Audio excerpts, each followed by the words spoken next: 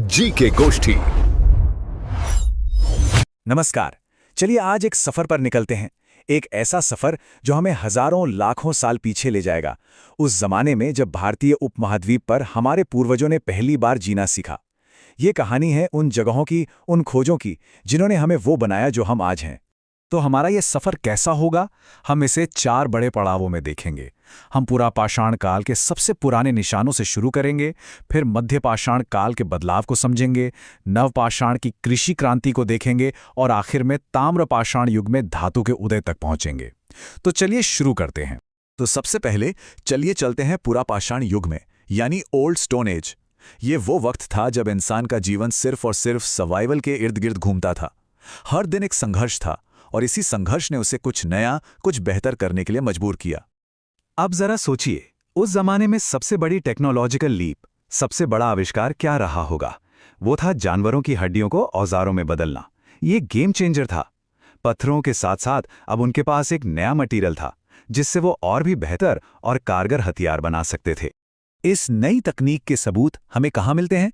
आंध्र प्रदेश की कुरनूल गुफाओं में, जहां हड्डी से बने औजारों का खजाना मिला है। और बात सिर्फ औजारों तक ही सीमित नहीं थी।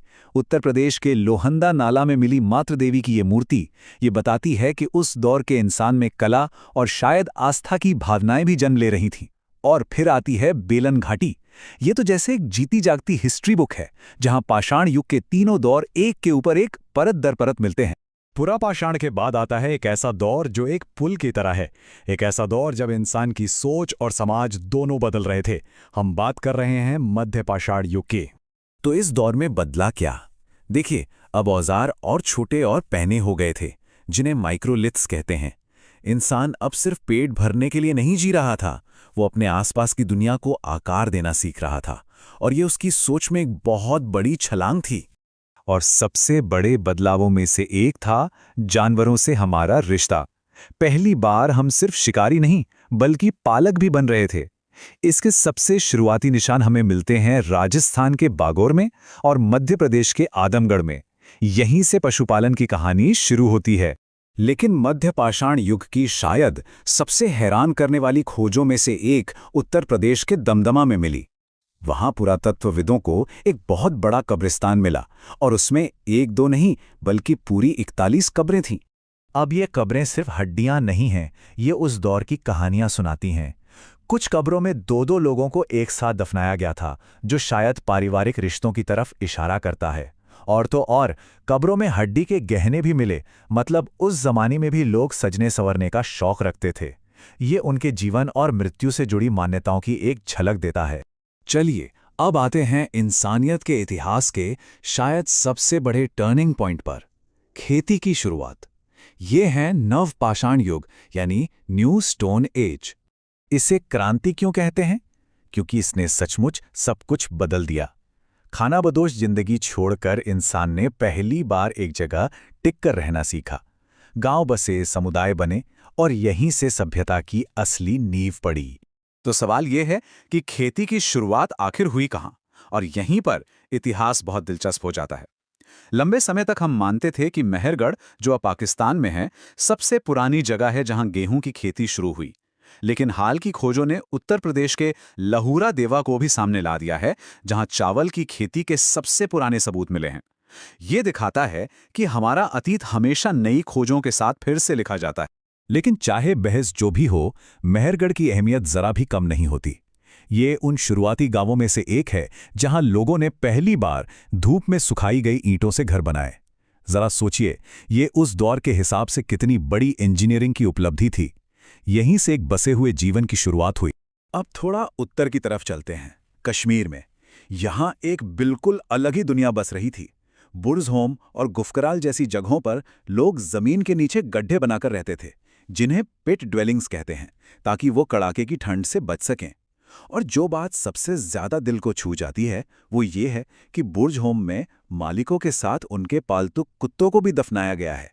ये बताता है कि इंसान और जानवर का ये प्यारा रिश्ता कितना पुराना और गहरा है। पत्थर का दौर अब अपने अंत की ओर था।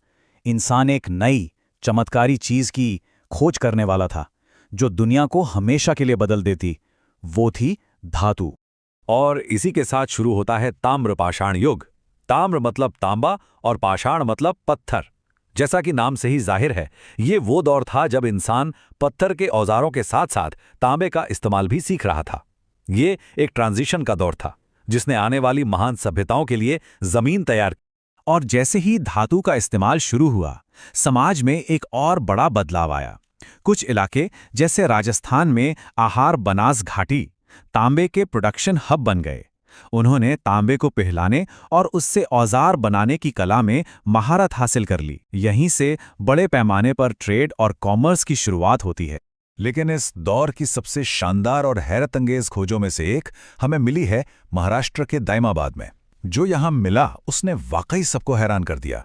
दाइमाबाद में कांसे की बनी चीजों का एक पूरा खजाना मिला, और ये कोई मामूली चीजें नहीं थीं।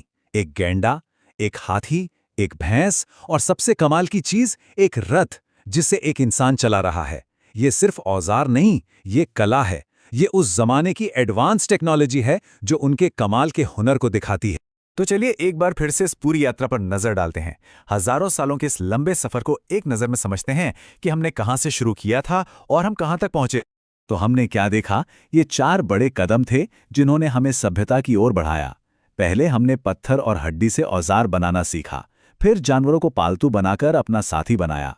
उसके बाद खेती करके एक जगह बस गए और आखिर में धातु की ताकत को पहचानकर एक नए युग की शुरुआत की।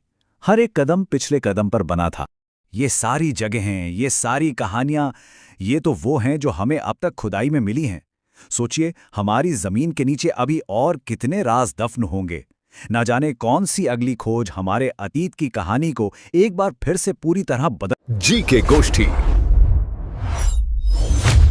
एस्पिरेंट्स की पहली पसंद।